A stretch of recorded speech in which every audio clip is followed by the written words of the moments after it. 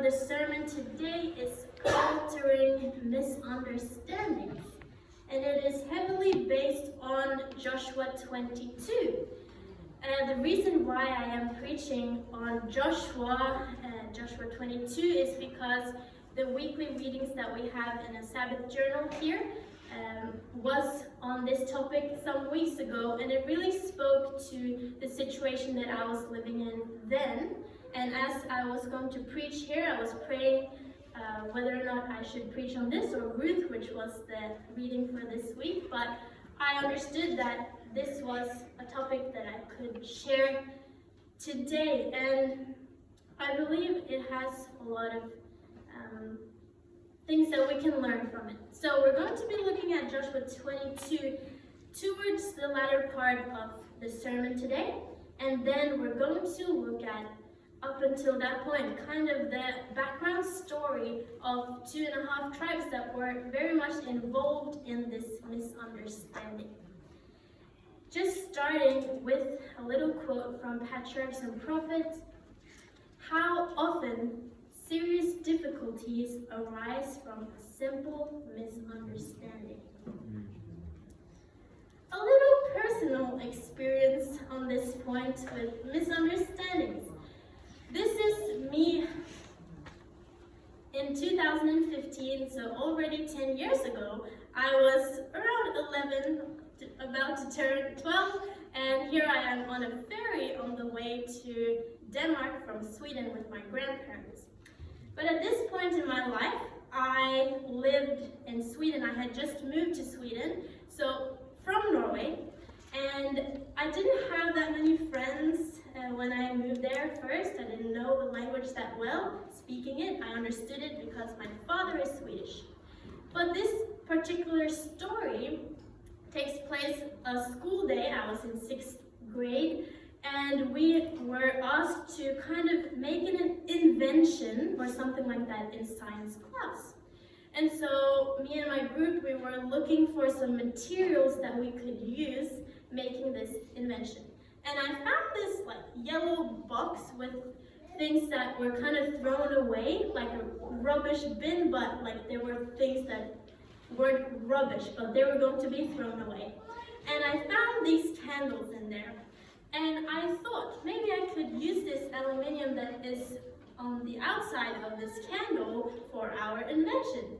But the problem was that it had been burnt a little bit, so the wax was a little bit hard to take out from the aluminium. So I needed something to kind of get the wax out with.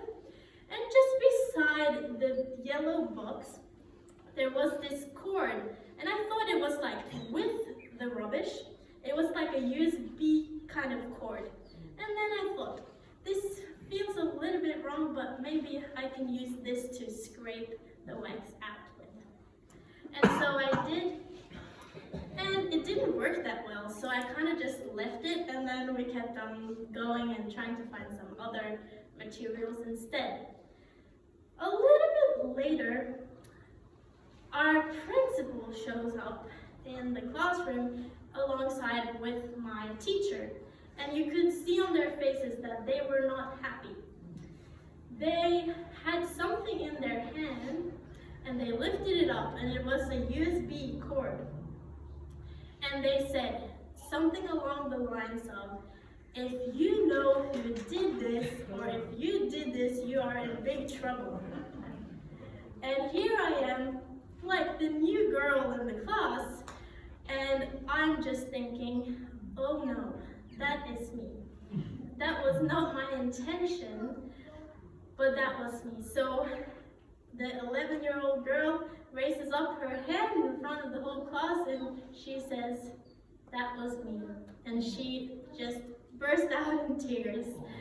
And then the principal and the teacher, they take me out, and they talk to me, and I don't remember exactly what went down there, but I know there weren't any big consequences that happened after that, because they were pretty merciful. They understood where I was coming from.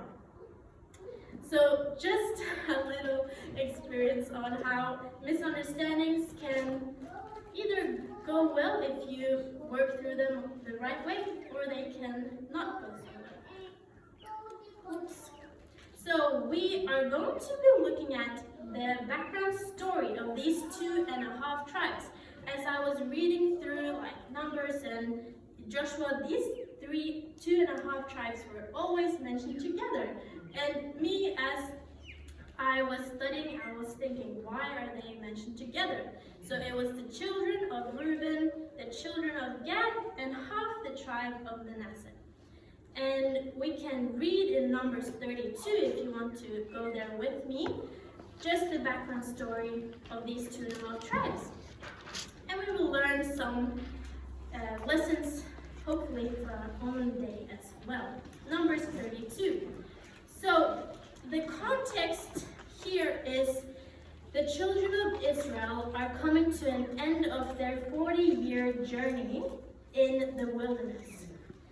They're not exactly there yet, but Moses is still alive, and the tribes are on the eastern side of the Jordan River. If you don't know exactly where that is, it is right here, the Jordan River, connecting the Sea of Chinnereth, which is called there, or Galilee, where Jesus was a lot in his ministry, and the Dead Sea, Salt Sea there.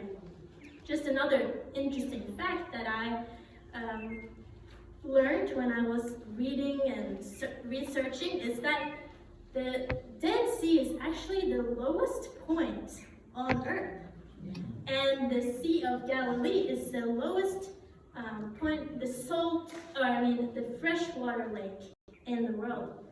Just think about that for a second, how Jesus came from the highest of the highest to some places in the world that were the lowest of the lowest. That's just a food for thought that I haven't expanded much on, but I just thought it was pretty interesting as I was looking into that this week. But the children of Israel are on this side. And the Reubenites and the Gadites, they have a lot of livestock. And they see the plains there, they see the forests, and they think this would be a perfect place for us to settle down. And so they go to Moses and Eleazar the priest and the leaders of the congregation. And if you want to follow along with me, you can read from verse 5. Numbers 32, verse 5, it says, "Therefore they said, if we have found favor in your sight, let this land be given to your servants as a possession. Do not take us over the Jordan." Very interesting. They want to stay on this side because of plains. But let's see what Moses says to them. "And Moses said to the children of Gad and to the children of Reuben, shall your brethren go to war while you sit here? Now why will you discourage the heart of the children of Israel from going over into the land which the Lord has given them?" So Moses isn't really for this idea that they will just stay on this side when God has promised an inheritance on the other side of the river. And he kind of says, are you going to sit here while your brethren are going to do all the work? I don't think so. And plus, you don't want to discourage your brethren by staying here as well. This conduct might end up discouraging them from even going into the promised land. And he talks about that actually happened almost 40 years ago, when the 12 spies went to spy the country, and 10 of them came back with a bad report, and they discouraged the rest of the children of Israel, and it ended up for them to walk 40 years in the desert instead of only 2 years or something like that.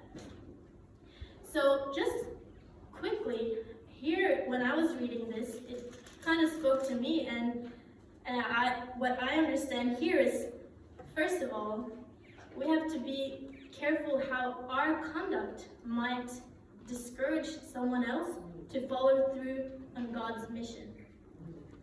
we are on a mission still in reaching the promised land in heaven, and we have to make sure that what we do will not discourage the rest of the people, but encourage them.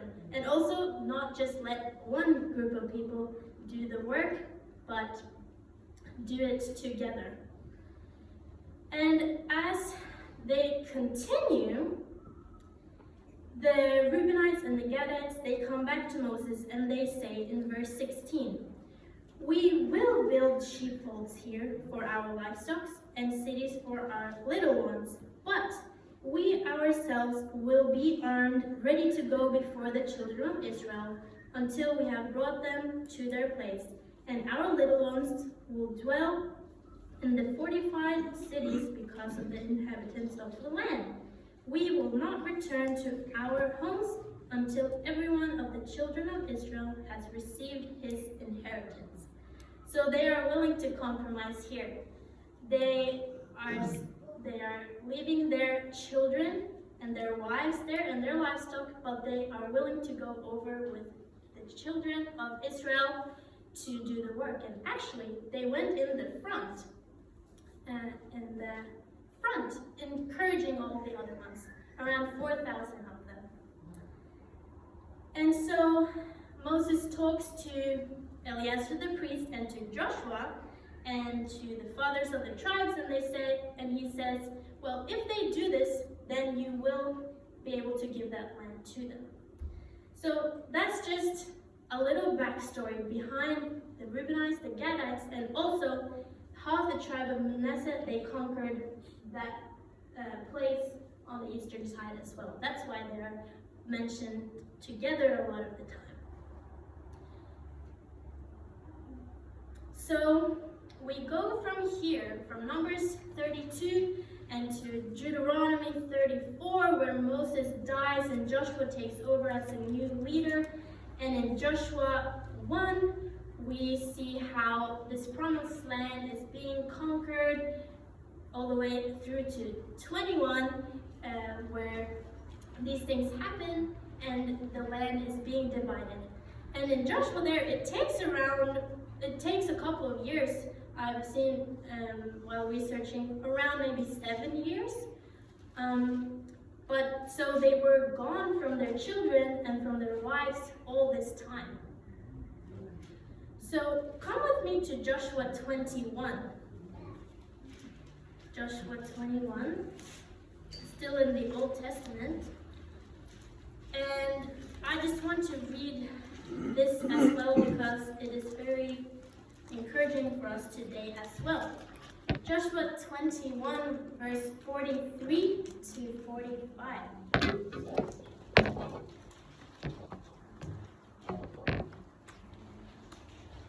There it says, "So the Lord gave to Israel all the land of which he had sworn to give their fathers, and they took possession of it and dwelt in it.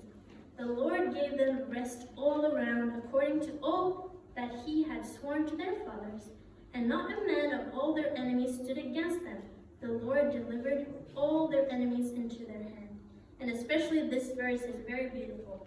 "Not a word failed of any good thing which the Lord had spoken to the house of Israel.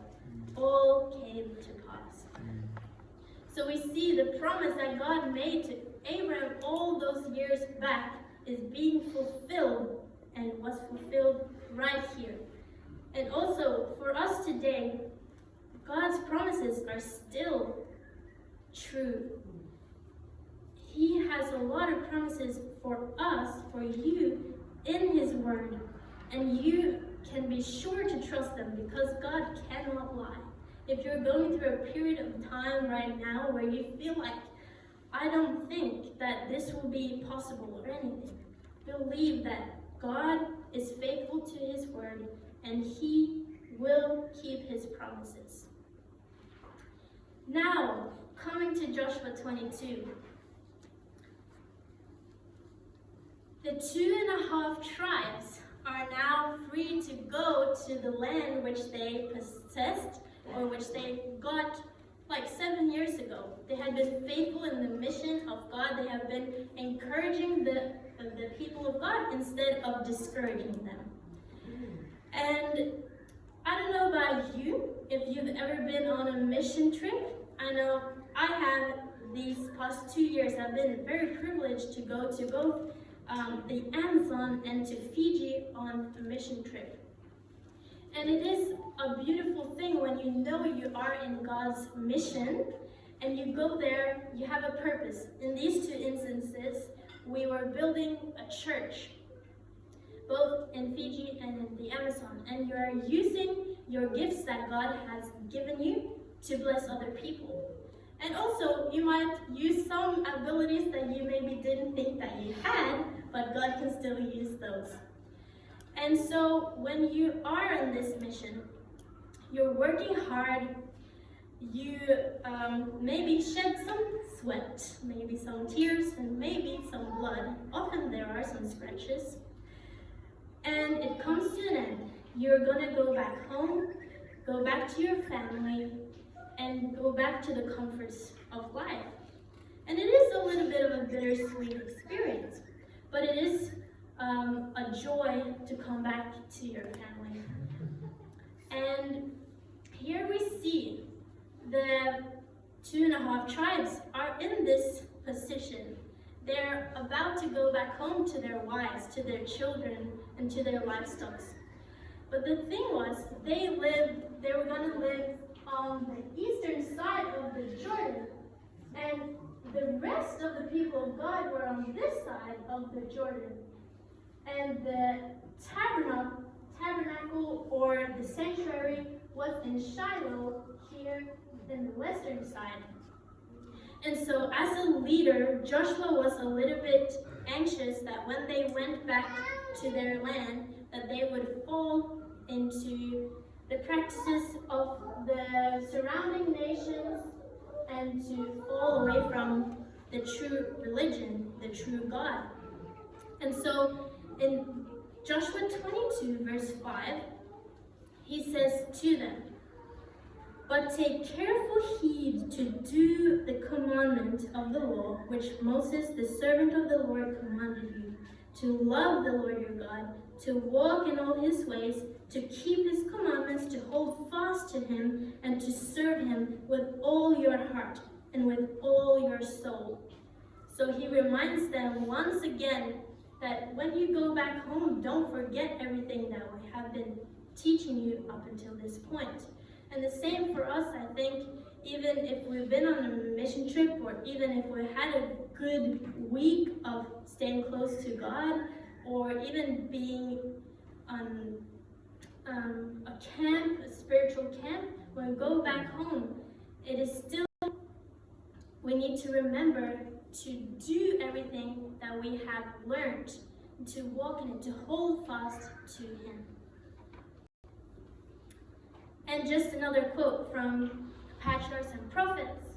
It says, "They were now to dwell at a distance from the sanctuary of the Lord, and it was with an anxious heart that Joshua witnessed their departure, knowing how strong would be the temptations in their isolated and wandering life to fall into the customs of the heathen tribes that dwelt upon their borders." And by the way, I am going to share some quotes from this book, from this chapter 48 in Patriarchs and Prophets. I will encourage you to also read it, especially the end part of that chapter, because there's a lot of good lessons, but I might share most of them with you today, so you might not have to read it straight away.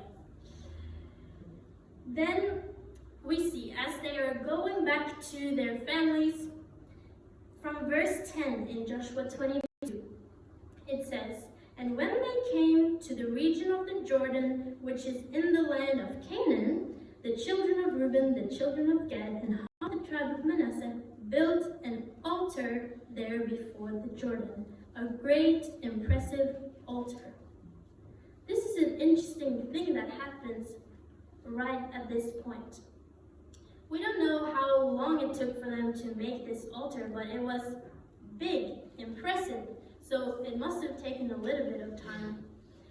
And we don't see the reason behind the building of this altar, until a little bit later in the story, and I will share with you the reason behind it right now so you understand as well.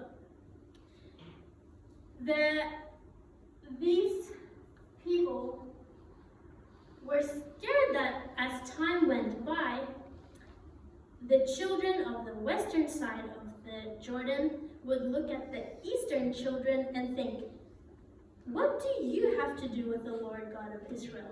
Because you're not dwelling on this side. And they would think that they weren't a part of worshiping their God. So in building this altar, they wanted it to be a witness between the two tribes, or they are between the two sides. They're still all the children of Israel, that they all worship the same God. But the problem was that the rest of the people did not understand this. They heard that they were building an altar, and instead of jumping to the right conclusions, they started speculating what would happen, what was going on. In verse 12 it says, "And when the children of Israel heard of it, the whole congregation of the children of Israel gathered together at Shiloh to go to war against them." They had just been fighting together against the neighboring or the surrounding nations, and now it's about to almost end up in a civil war between these two people, you can say. And the interesting thing is, at Shiloh, it's literally called the place of rest. And they come here to wage war against their brethren. It says here, still from Patriarchs and Prophets, "The representatives of the people assembled at Shiloh, and in the heat of their excitement and indignation, proposed to make war at once upon the offenders. Through the influence of the more cautious, however, they said that, no, we will just send a couple of people, Phineas and 10 heads of the tribes, to go and actually see what is going on. Because the thing was, if this altar was raised to worship other gods, it would have been a sin. Or if they worshipped this altar to actually sacrifice on it, and it wasn't in Shiloh, it wouldn't have been correct either. But that wasn't the case in this case, because there were actually some laws in the book of the law that said, if you do hear someone in your cities, which the Lord your God gives you to dwell in, saying, corrupt men have gone out from among you and enticed the inhabitants of this city, saying, let us go and serve other gods, which you have not known. Then you shall inquire, search out, and ask diligently. And if it is indeed true and certain that such an abomination was committed among you, then you can basically kill those people. But they were to go in a manner of calmness and search out what the purpose behind this was.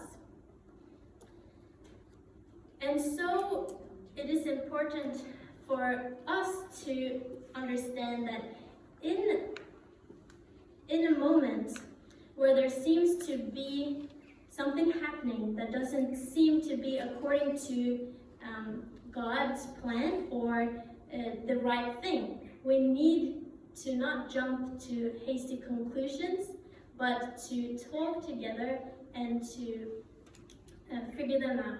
And I see that in many situations, both in churches and in families, this thing does not happen, and almost war rages out in families and in churches.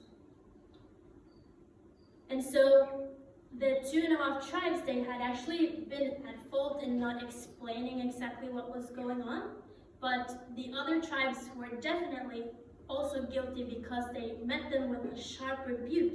They said, "Why are you turning away from the Lord? Why are you turning away from the Lord in this day?"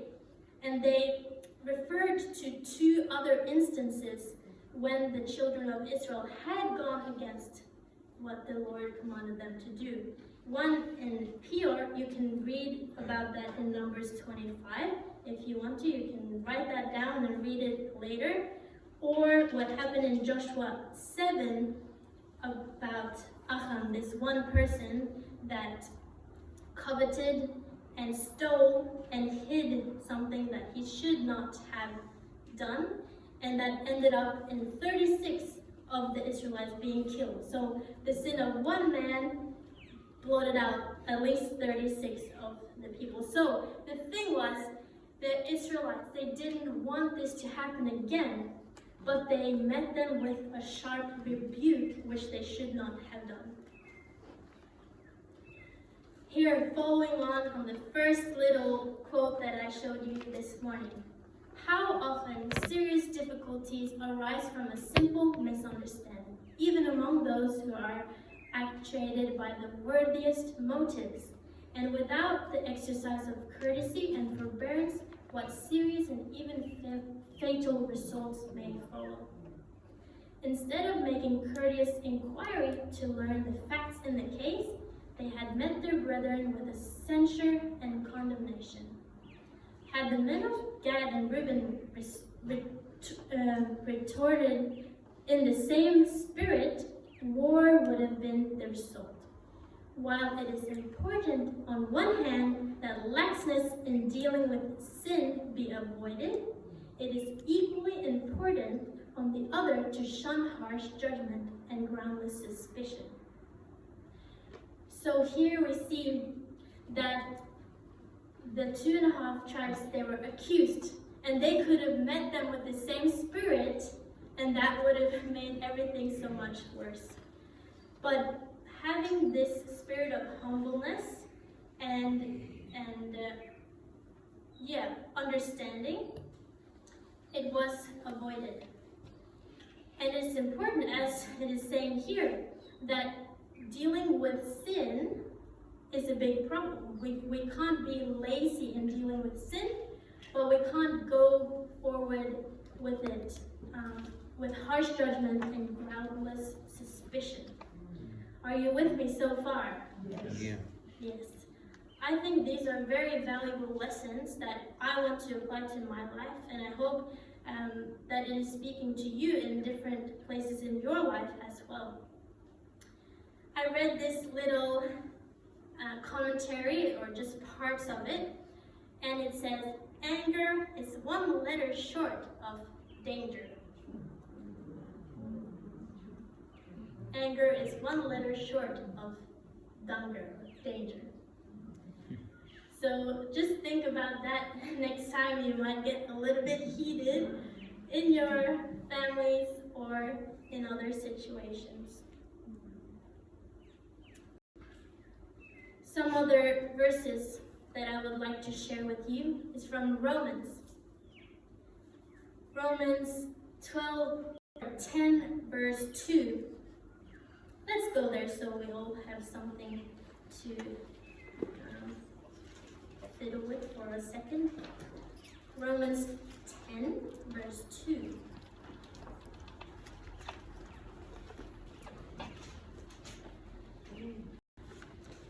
Romans 10:2 says, "For I bear them witness that they have a zeal for God, but not according to knowledge." It is important to be zealous for God, but we need to make sure that we have the knowledge of God as well when we do something drastically for the Lord.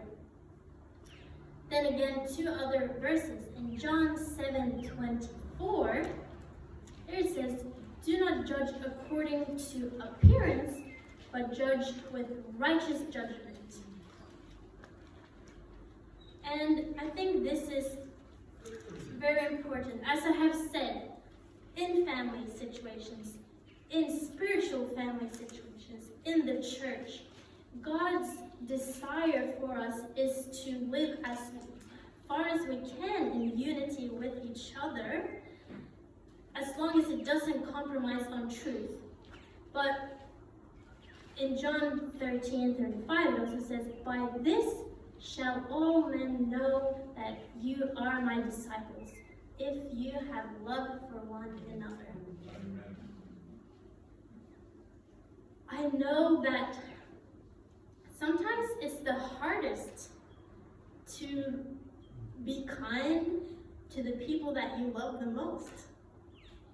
I don't know if you have experienced that in your life, but we are called to be kind, be courteous, be long-suffering to both the people that we meet just on a regular basis.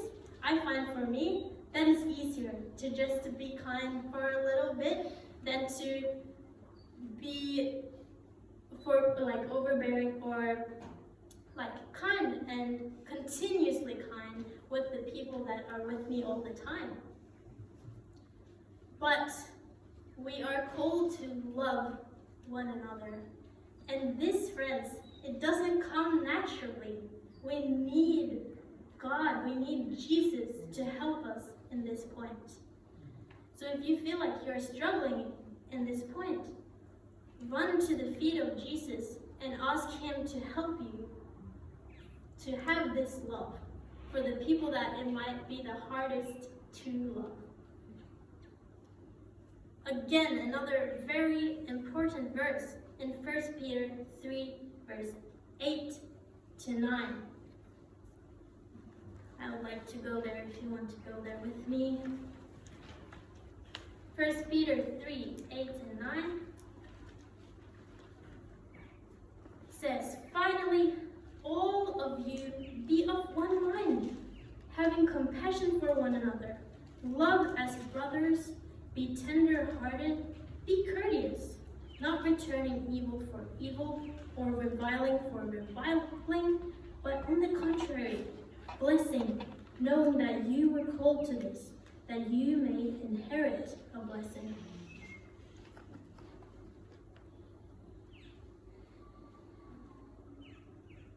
In mission trips as well, things don't always go as planned.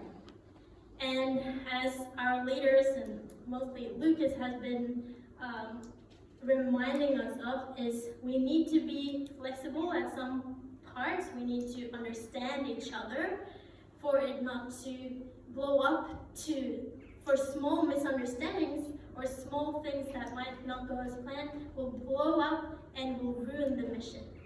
Again, friends, we are on a mission to the heavenly land, and we can't let anything come in between from bringing as many people as possible, which includes our own church family and our own family, and of course, the Gentiles per se around us. And if we have the Spirit in our own church, how much more effective will the cause of Christ be? And I know, in this mission trip, for example, this was in Fiji. We come from different cultures. We have different backgrounds. We have different luggage that we carry with us. And sometimes that can cause misunderstandings or hurdles. But God is calling us to love one another. This is another pretty sharp quote from Patriarchs and Prophets, again, page 519. It says, "While very sensitive to the least blame in regard to their own course, many are too severe in dealing with those whom they suppose to be in error. No one was ever reclaimed from a wrong position by censure and reproach, but many are thus driven further away from the right path, and led to harden their hearts against conviction. A spirit of kindness, a courteous, forbearing deportment may save the erring and hide a multitude of sins.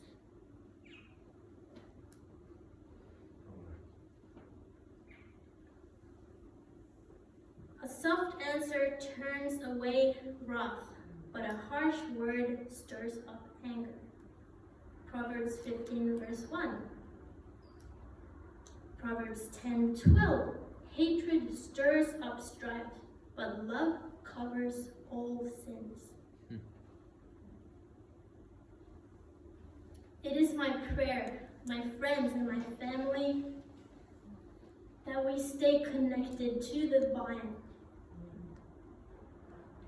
that we can possess the fruits of the Spirit and be able to work together on the way to the promised land. We don't have time to let small things ruin that path and maybe harden someone's heart and be coming with us to the promised land. And indeed it is promised, and God's promises are true. Amen.